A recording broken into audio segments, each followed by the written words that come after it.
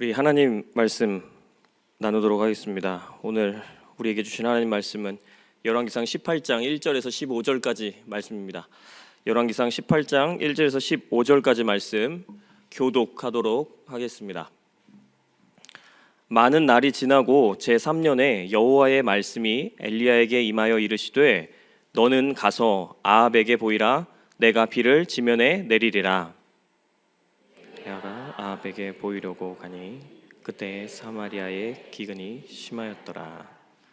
아합이 왕국 맡은 자 오바댜를 불렀으니 이 오바댜는 여호와를 지극히 경외하는 자라. 이세벨이 여호와의 선지자들을 멸할 때에 오바댜가 선지자 100명을 가지고 50명씩 굴에 숨기고 떡과 물을 먹였더라. 아합이 오바댜에게 이르되 이 땅의 모든 물 근원과 모든 내로 가자. 혹시 꼴을 얻으리라. 그리하면 말과 노새를 살리리니 짐승을 다 잃지 않게 되리라 하고, 두 사람이 두루 다닐 땅을 나누어 아합은 홀로 이 길로 가고 오바댜는 홀로 저 길로 가니라. 오바댜가 길에 있을 때에 엘리야가 그를 만난지라.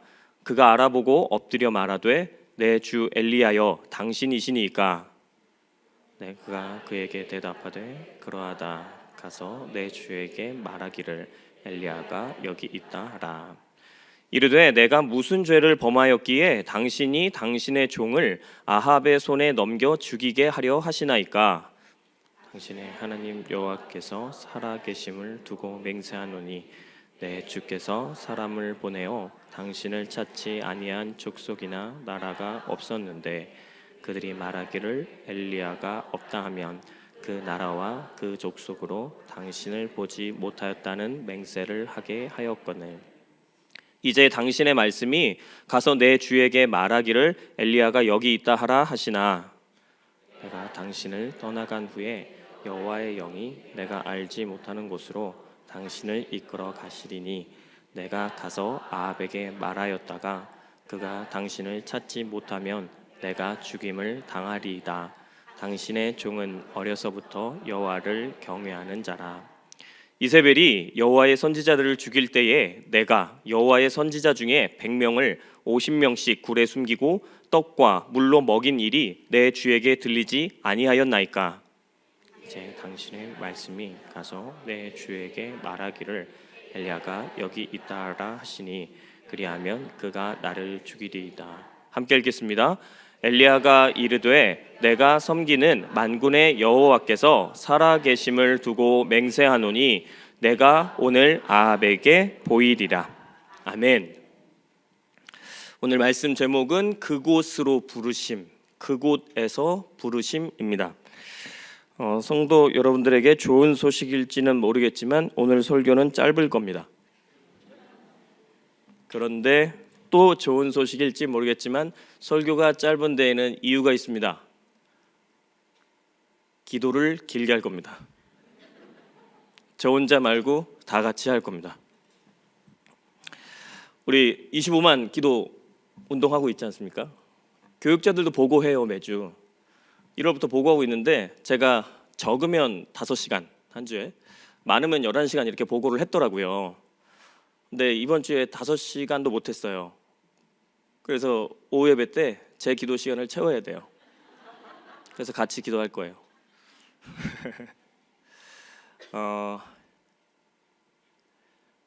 저는 기도를 참 좋아합니다. 왜냐하면 기도 말고 할 게 없기도 하고 기도를 해야만 되기 때문이기도 하죠. 그런데 바쁘다는 핑계로 기도를 안 할 때가, 솔직히 못할 때라기보다는 안 할 때라는 말이 맞는 것 같아요. 안 할 때가 얼마나 많은지 모릅니다. 그래서 이번 한 주는 오늘 주일의 마지막 예배잖아요. 이제 곧 우리는 세상으로 파송 받을 거잖아요, 그죠?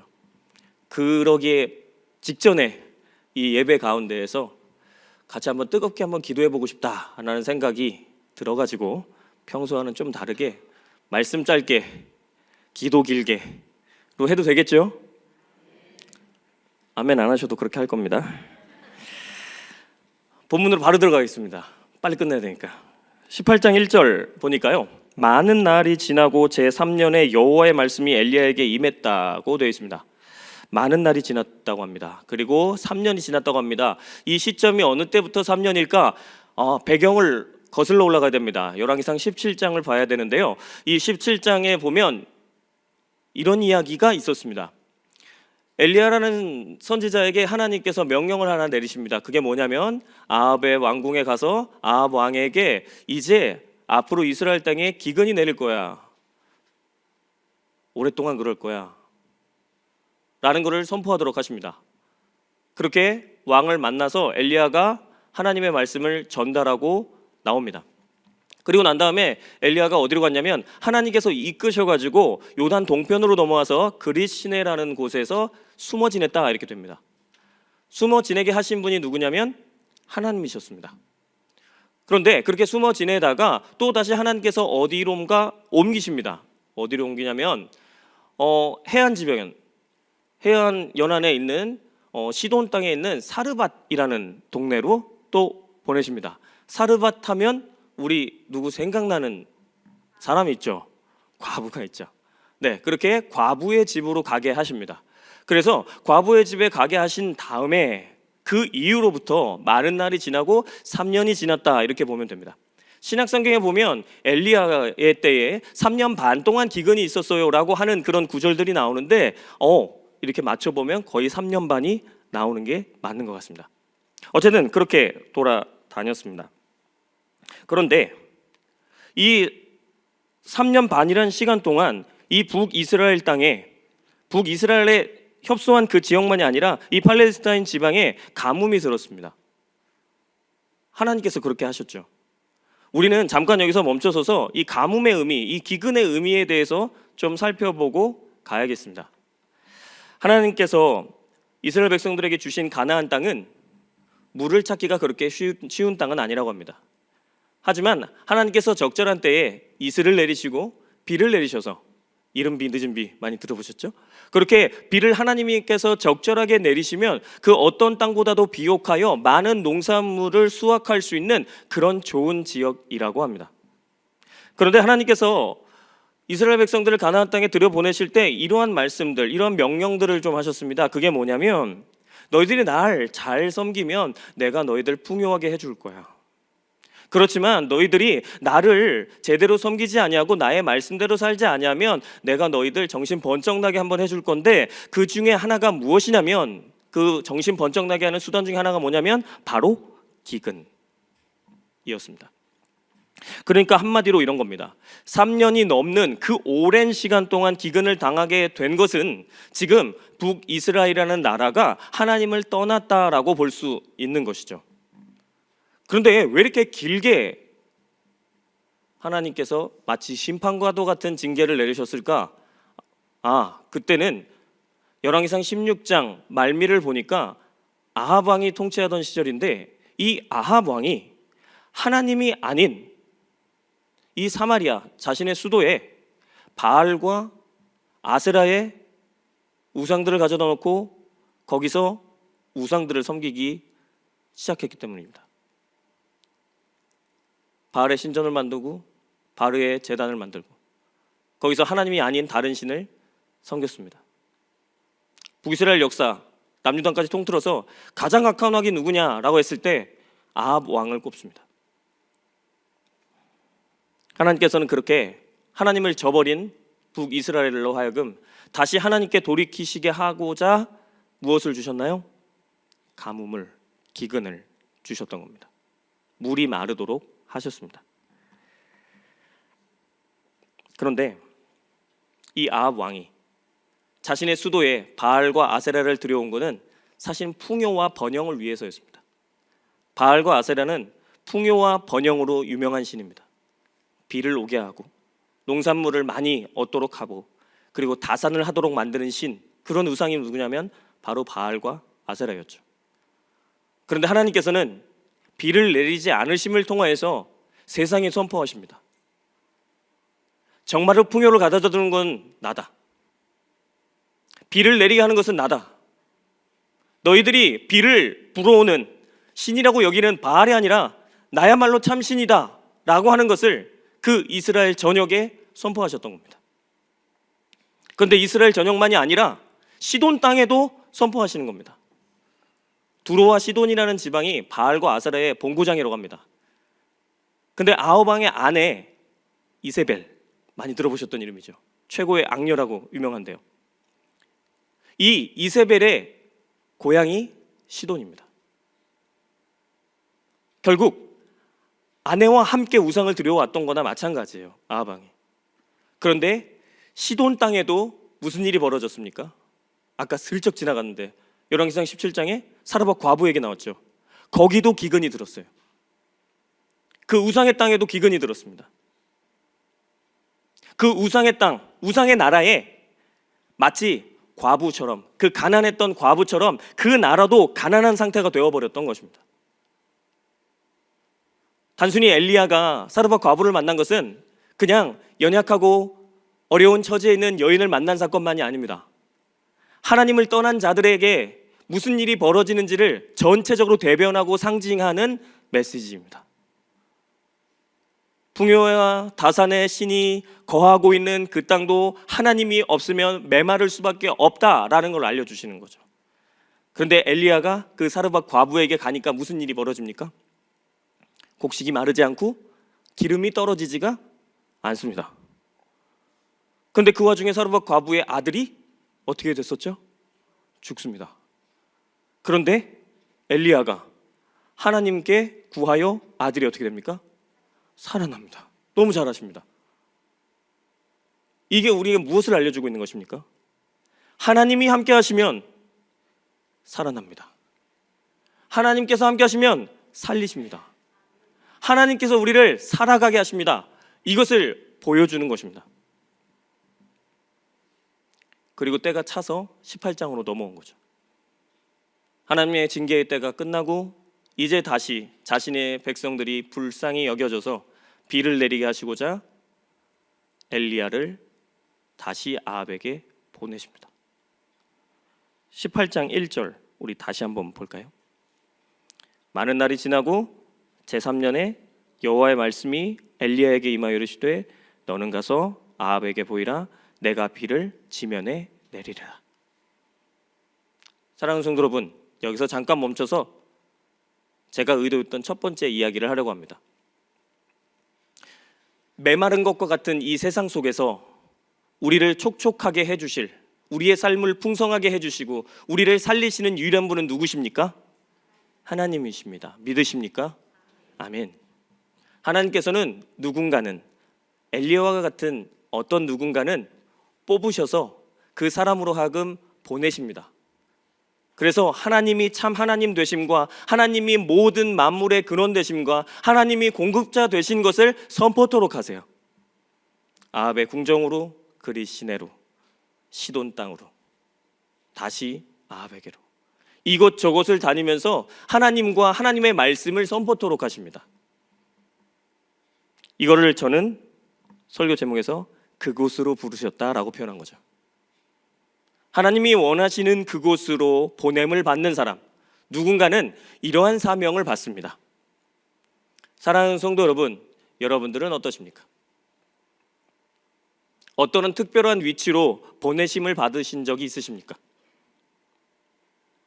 내가 계속 살아가는 일상의 어떤 영역이나 상황들이 아니라 특별한 어느 곳으로 보냄 받으신 적 있으십니까? 보냄 받을 때 우리 어떻게 반응해야겠습니까? 하나님의 뜻대로 행해야 될 줄로 믿습니다. 엘리야는요, 하나님께서 부르셔서 아합의 궁정으로 가라시니까 단신으로 어떻게 합니까? 그곳으로 들어갑니다. 아합과 이세벨 독한 사람들입니다. 좀 이따 이야기 나누겠지만 여호와의 선지자를 때려잡는, 죽이는 사람들입니다. 그렇게 악랄한 사람인 거 엘리야가 몰랐을까요? 익히 알았을 겁니다. 그런데 하나님께서 보내시니까 어떻게 하죠? 순종합니다. 그렇게 용기 있게 당차게 아합 왕도 만났던 사람인데 하나님께서 어떤 때는 어떻게 하시기도 해요? 그리 시내에 숨게도 하세요. 숨을 하면 엘리야는 어떻게 했어요? 숨었습니다. 시돈 땅으로 보내십니다. 우상이 만연한 그 땅.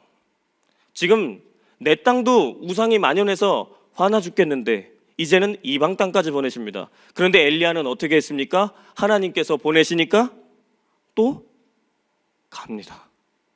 순종합니다.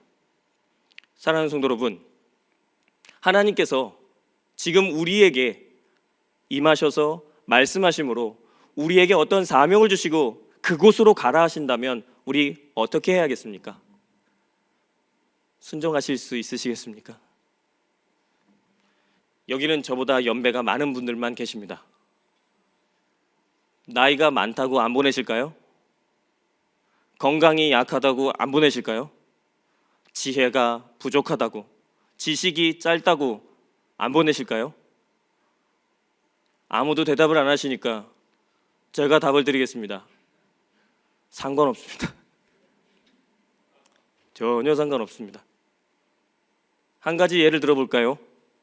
사도 바울 60 넘어서도 전도여행 다녔다고 성경에 기록되어 있습니다.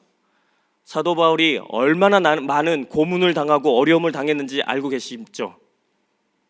그 몸을 이끌고 그 평균 연령 짧았었던 그 옛날에 2000년 전에 이곳저곳을 누비면서 다녔던 게 사도 바울입니다. 사도 바울 입장에서 좀 삐딱했다면 이렇게 얘기할 수도 있겠죠. 하나님, 저도 나이가 있는데, 하나님, 저 너무 아픈데요. 그래서 너무 아파서 몇 번 기도한 기록도 나와요. 내 몸에 어떤 사탄이 준 것만 같은 가시가 있어서 그것 좀 어떻게 해결해달라고 3번 기도했다, 이런 대목도 성경에선 기록되지 않습니까? 사랑하는 성도 여러분, 혹시 하나님께서 우리를 어디론가 보내신다고 한다면, 지금까지 익숙하지 않았던 어디론가 보내신다고 한다면 순종할 준비 되어 계십니까? 안 되신 것 같아서 그래서 이따 기도하려고 하는 겁니다. 하나님이 어디로 보내시든지 순종하는 우리가 되길 주님의 이름으로 축복합니다. 그런데 엘리야와도 같이 이렇게 여기저기 다녔던 사람도 있지만 자신의 삶의 자리에서 하나님께 부름받은 사람이 있어요. 이걸 제가 제목에서는 그곳에서 부르셨다 이렇게 표현을 했는데요. 우리 3절 말씀 함께 볼까요? 우리 한번 같이 읽어보겠습니다. 아합이 왕국 맡은 자 오바댜를 불렀으니 이 오바댜는 여호와를 지극히 경외하는 자라. 피곤하시지만 생각하셔야 돼요. 잠깐 잠 깨주세요. 자, 오바댜가 어디에 있었다고 되어 있죠? 아합이 왕국 맡은 자, 아합의 왕국 맡은 자였다고 합니다. 아합의 최측근 신하였다라고 보시면 되겠습니다. 근데 아합이 어떤 왕이었어요? 이스라엘 역사상 가장 악한 왕. 우리 그런 말 많이 하지 않습니까? 끼리끼리.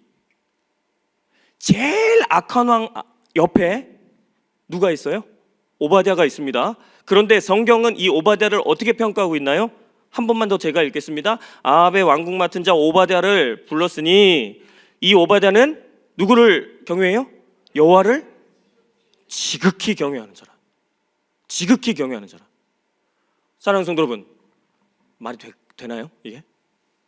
언뜻 생각하면 말이 안 되는 것 같기도 하고, 또 언뜻 생각하면 그래야 될 것 같기도 하고, 그러지 않으십니까?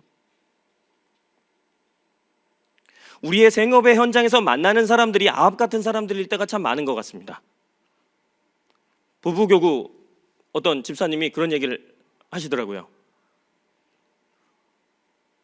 사장님이 너무 비인격적이어가지고 때려치고 싶은 마음이 이렇게 돼 있다가 또 누그러졌다가 이렇게 됐다가 누그러졌다가 반복하신다고 그러더라고요. 여기 사업하시는 분도 계시고 이제 지금 생업의 현장에서는 잠깐 떠나신 분도 계시고 막 그럴 텐데, 우리가 지금 맞닥뜨리고 있는 세상이 어떻습니까? 말씀드렸던 것처럼 아합 왕 같지 않습니까? 하나님을 철저히 거부하고 부정하며 적대시하는 이런 세상에서 우리가 살아가고 있습니다. 그런데 우리는 바로 거기에서, 그곳에서 뭐 해야 돼요? 하나님을 경외해야 될 사람들이죠. 오바댜는 그런 사람이었습니다. 하나님의 사람으로 거룩하게 살기 위해서 그 자리를 박차고 나올 수도 있었지만 오히려 하나님이 나를 부르신 자리가 이곳이라고 여겨서 거기서 하나님을 경외하기로 선택했던 사람입니다. 우리는 의심하게 될 수도 있습니다. 아하방이랑 계속 있다 보니까 물들지 않을까? 계속 그러다 보면은 결국 마음 상하진 않았을까?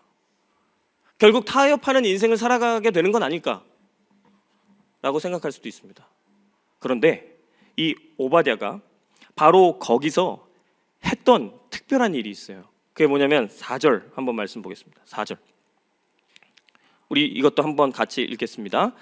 이세벨이 여호와의 선지자들을 멸할 때에 오바댜가 선지자 100명을 가지고 50명씩 굴에 숨기고 떡과 물을 먹였더라. 아하방의 가장 근처에 있었기 때문에 가장 먼저 아하방의 속내를 알고 하나님의 선지자를 숨길 수 있었던 역할을 할 수 있었던 사람은 누구였겠습니까? 오바댜였겠죠. 왕의 지근거리에 있었기 때문에 왕이 오바댜의 이 상태에 대해서 얼마나 주도 면밀하게 관찰했겠습니까? 그런데 그 살얼음판 걷는 그 상황 가운데서도 하나님께 부르심을 받았다는 그 사명감 때문에 하나님의 선지자를 숨기는 역할을 감당했던 것이 오바댜였던 것입니다. 사랑하는 성도 여러분, 우리가 이 사악한 세상 속에서 오바댜처럼 살았으면 좋겠습니다.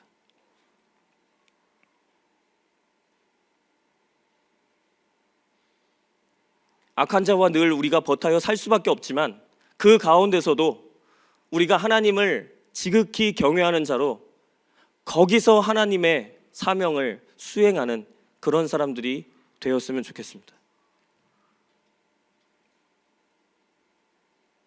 아하방에 아주 가까이 있었다면 충성심, 신실함, 성실함 보장된 사람이었겠죠. 악착같이 열심히 노력했던 사람이었을 겁니다. 그렇게 열심히 살아가면서 하나님의 선지자들을 위해서 자신의 삶을 헌신했던 사람이 오바댜였습니다. 사랑하는 성도 여러분, 가까우면 오늘 저녁부터 생업의 현장으로 혹은 내일 우리는 생업의 현장으로 다시 뛰어들 겁니다. 거기는 아합 같은 사람들이 참 많을지 모릅니다. 이세벨 같은 사람들이 참 많을지 모르고 수많은 우상들이 우리를 덮쳐올지도 모르고 우리로 하여금 세상과 타협하라고 계속해서 시비 걸지도 모르겠습니다. 그렇지만 우리 이 품 안에, 이 마음 안에 하나님 사랑 많은 마음 그거 안고 다시 세상으로 가게 되길 소원합니다. 두려움을 이겨내고 세상과 타협하지 않고 거기서 거룩하게 살기 위해서 몸부림치는 우리가 되기를 소원합니다.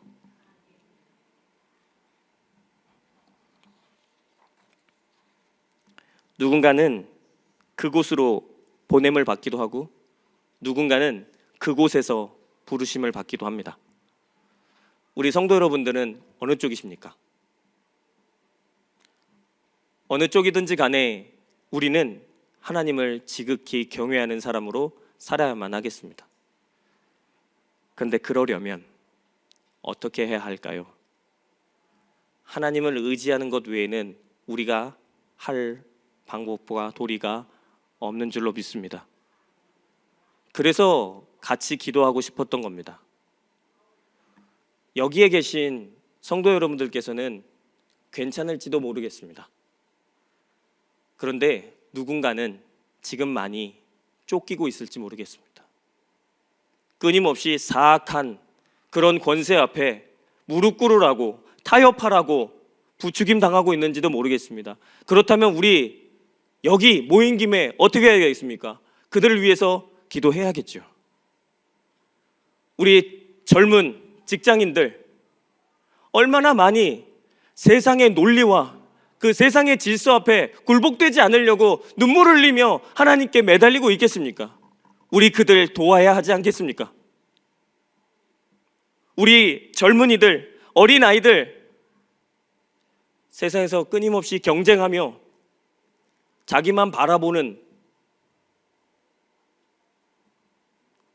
이 세상에서 굴복되지 않으려면 우리 어떻게 해야 되겠습니까? 버티게 해달라고, 소망 잃지 않게 해달라고 기도해야 되지 않겠습니까?